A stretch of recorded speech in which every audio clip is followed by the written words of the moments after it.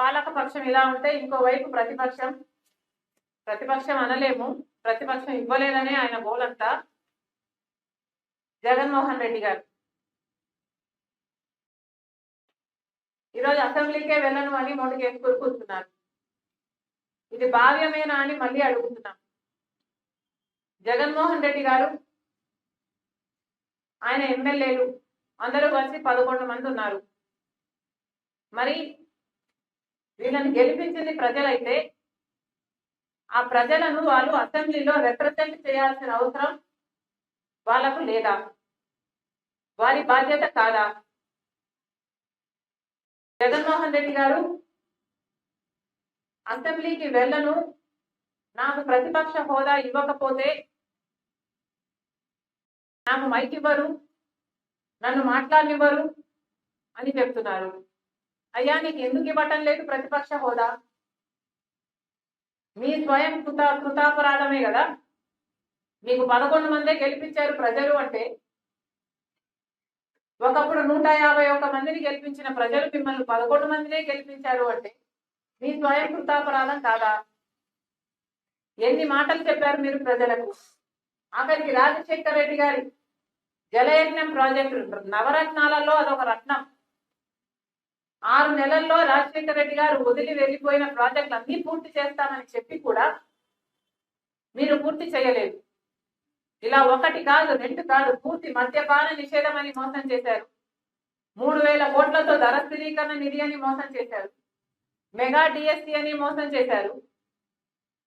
ఇలా ప్రజలు మీ అవినీతి అక్రమాలను గమనించారు కాబట్టే మీకు 11 సీట్లే ఇచ్చారు. పోనీ అవైనా ఇచ్చారు కదా, ఇచ్చారు అన్న కృతజ్ఞత అయినా ఉండాలి కదా.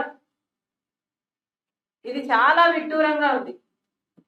మళ్ళీ చెప్తున్నాం, this is not right. Jaganmohan Reddy గారి అహంకారం, అజ్ఞానమే బయటపడుతుంది. ఒకవేళ జగన్మోహన్ రెడ్డి గారికి ఏమైనా అసెంబ్లీకి పోయే ధైర్యం లేదా, లేక ఆ సామర్థ్యం లేదా, జగన్మోహన్ రెడ్డి గారు సమాధానం చెప్పాల్సిన అవసరం ఉంది. ఈరోజు జగన్మోహన్ రెడ్డి గారి వైసీపీ ఎమ్మెల్యేలకు కూడా ఈ ప్రశ్న అడుగుతున్నాం.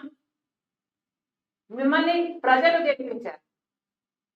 ఎందుకు గెలిపించారు? మీరు వాళ్ళ రిప్రజెంటేటివ్స్ గా ఉంటారు అని గెలిపించారు. మీరు ఎమ్మెల్యేలు అయ్యారు. ఎమ్మెల్యే అంటే అర్థం ఏమిటి?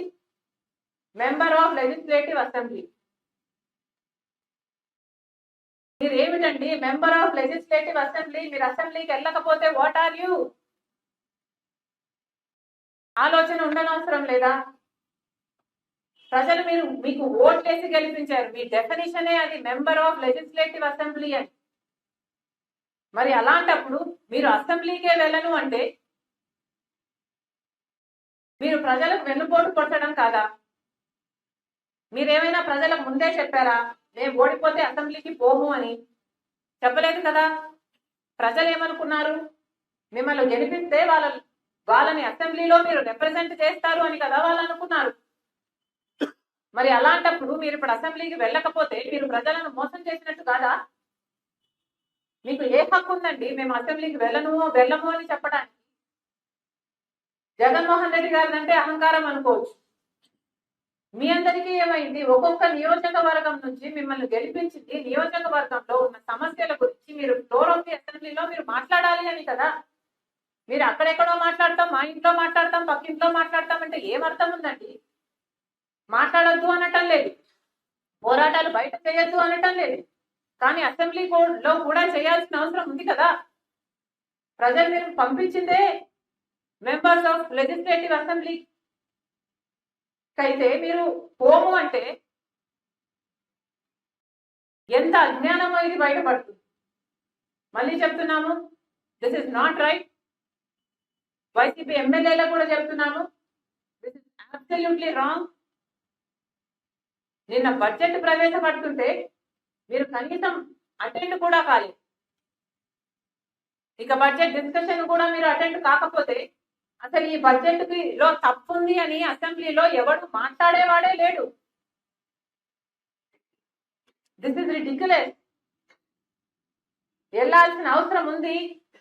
సర్కారు చేస్తున్నది అన్యాయం అయితే అన్యాయం అని చెప్పాల్సిన అవసరం ఉంది. సూపర్ 6 కేటాయింపులు ఎక్కడున్నాయని అడగాల్సిన బాధ్యత మీకుంది. ఇసుక దందా జరుగుతుందని చెప్పాల్సిన బాధ్యత ఉంది. బెడ్ షాపులు పుట్టుకొస్తున్నాయని మీరు ఫ్లోర్ ఆఫ్ ది అసెంబ్లీలో మాట్లాడాల్సిన అవసరం ఉంది. ఇవేవి మీ బాధ్యతలుగా కనిపించటం లేదా? మళ్ళీ చెప్తున్నా, మీరు అసెంబ్లీకి వెళ్ళకపోతే రాజీనామాలు చేయండి. మీరు రాజీనామాలు చేయండి. ఈసారి మళ్ళీ మీరు నిలబడితే ప్రజలకు చెప్పండి, మేము అసెంబ్లీకి వెళ్ళము, మిమ్మల్ని గెలిపించినా మేము వెళ్ళము అని చెప్పండి. అప్పుడు మీరు ప్రజలు మీకు ఓటేస్తారేమో చూడండి. మీరు అలా రెఫరెండం తీసుకోగలిగితే ఇది చేయండి. కాబట్టి కాంగ్రెస్ పార్టీ డిమాండ్ చేస్తుంది, మీకు ధైర్యం లేకపోతే, మీకు ఆ సామర్థ్యం లేకపోతే వైసీపీ ఎమ్మెల్యేలు అందరూ రాజీనామాలు చేయండి. అసెంబ్లీకి వెళ్ళకపోతే మీరు మెంబర్స్ ఆఫ్ లెజిస్లేటివ్ అసెంబ్లీ కానే కాదు. ఈరోజు కాంగ్రెస్ పార్టీ ఒక లేఖ రాస్తుంది వైసీపీ ఎమ్మెల్యేలకు, మీరు అసెంబ్లీకి వెళ్ళకపోవడం తప్పు అని చెప్తూ వైసీపీ ఎమ్మెల్యేలందరూ కూడా కనీసం మీ ఇండిపెండెంట్ కెపాసిటీలోనైనా అసెంబ్లీకి వెళ్ళండి, ప్రభుత్వాన్ని నిలదీయండి. Thank you.